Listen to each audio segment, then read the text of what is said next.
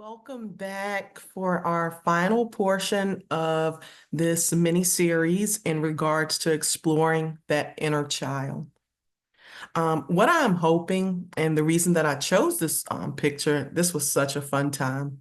Um, my best friend, um, my king, Chris, who is just amazing for me to even be able to say that this is my lifetime partner. You know, I'm so grateful that we have been able to afford such experiences. You know, it's so many things in life that are free. And this was one moment, that I can think of upon many where being out there in the mountains, not only monetarily speaking, was it free, but um, it was a feeling of freedom. Okay. And so that's what I'm hoping that all of you will experience upon completion of this mini series is that feeling of freedom, the feeling to be able to remain in the present. So today, as we wrap this up, we're actually going to be focusing on what could have possibly come up for a lot of you.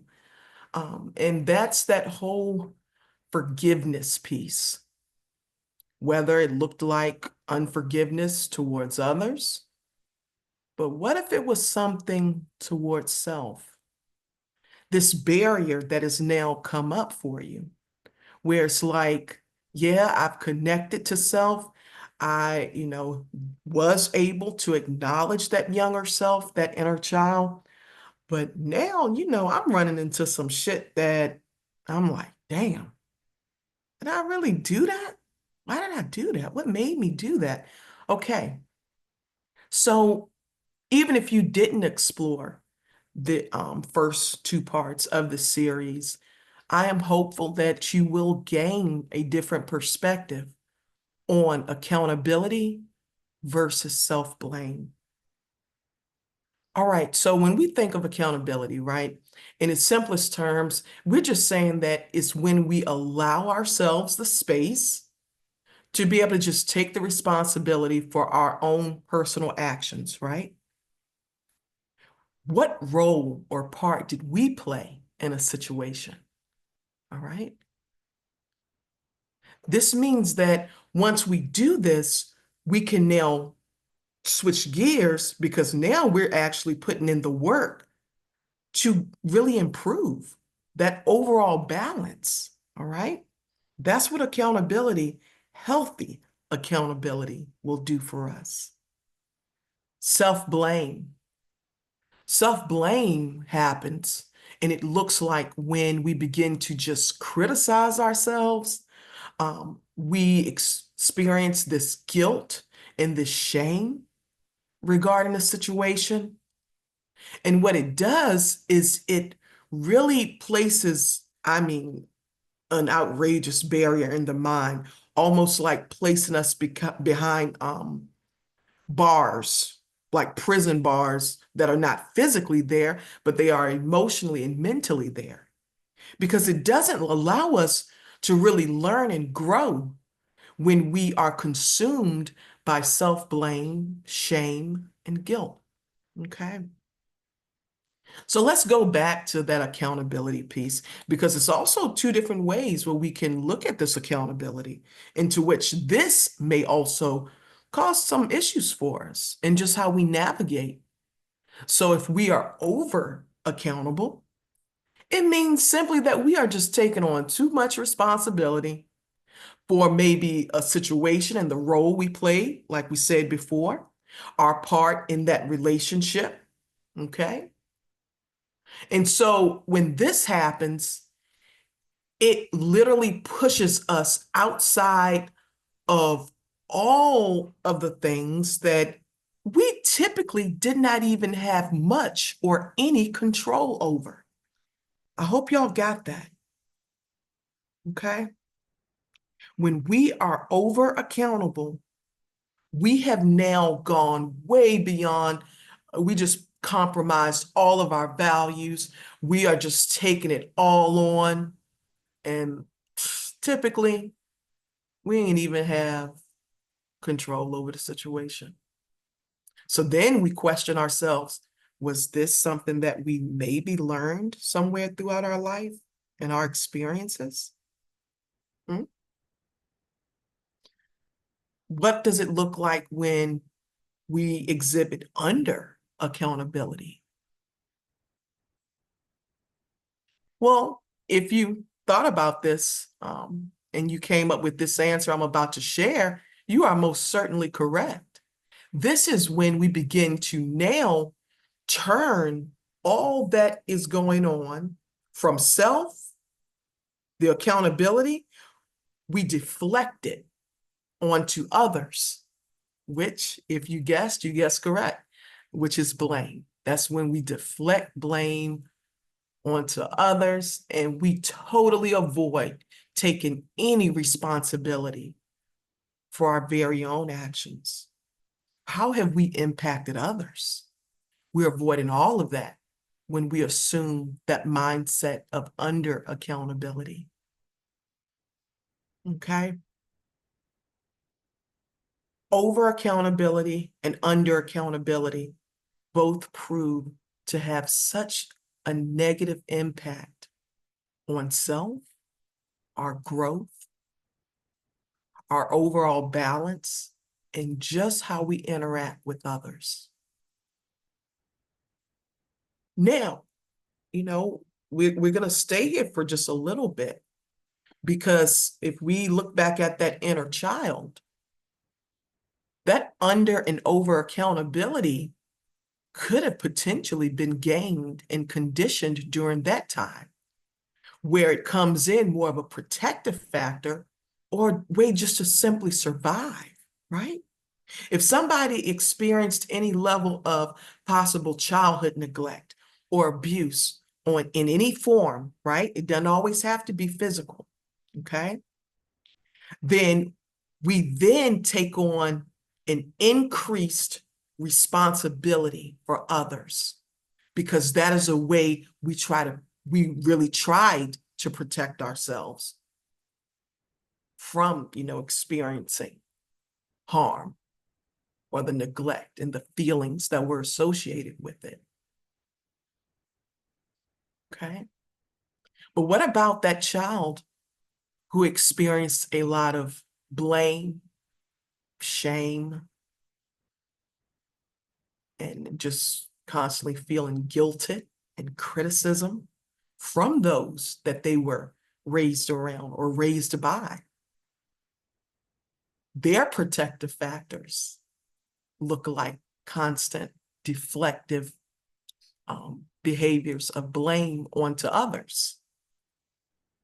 And this is just for them to protect themselves from feeling the shame that they felt when they were children.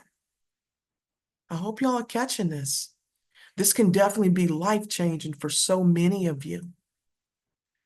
You can actually begin to walk in a different, totally different level of freedom, because freedom is not always about our physical, right? Sometimes people are behind bars, prison bars. They are locked up. They are pulling a lifelong, lifetime bid and don't even know it. Okay? All right. So now let's get back to that blame. All right. Hopefully y'all really, really understand accountability and that it definitely takes a balanced mindset and approach. Okay? Self-blame, man, that thing definitely stops us from being able to grow and to learn, because we are now stuck in ruminating, which becomes ants. Ants, yeah, just like the ones you see outside. It's an acronym. That acronym is automatic negative thoughts or automatic negative thinking. Self-blame gets us stuck in this experience where we constantly have negative self-talk and rumination constantly. And it just spirals and spirals and continues to just be an entire, like the snowball effect, right? It has a lot of impact on our emotional state because instead of us like accountability, where we are learning from it and we are moving forward, that self-blame can now go into excessive guilt or one having a lot of shame, which then brings on that low self-esteem.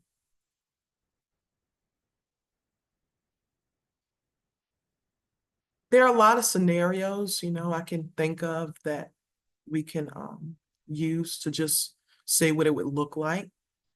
Accountability. Accountability would be when I speak to one of my supervisors and I say, man, I totally overlooked that date when that note was due. I totally forgot. I'm gonna make sure that I pay more attention and maybe become a little more organized in this because it just literally was not on my radar, right? Okay. I took accountability. And you saw where I'm now able to navigate into a way we're moving forward. I can learn and grow from it. Okay. Now, what if I had taken the self-blame route?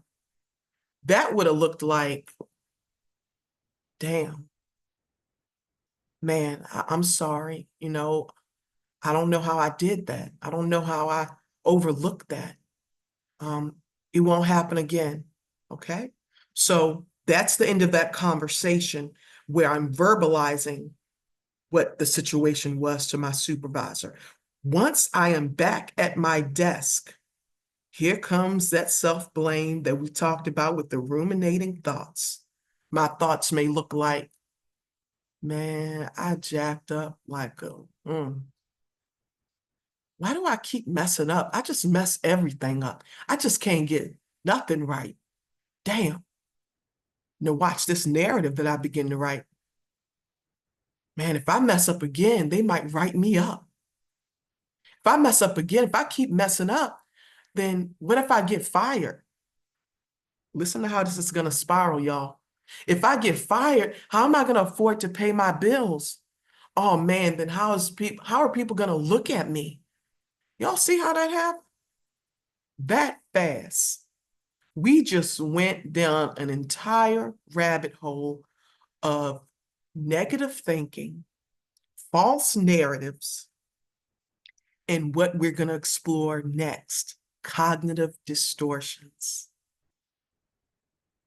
I'll probably maybe do a short video introducing cognitive distortions at some point today. I don't know yet.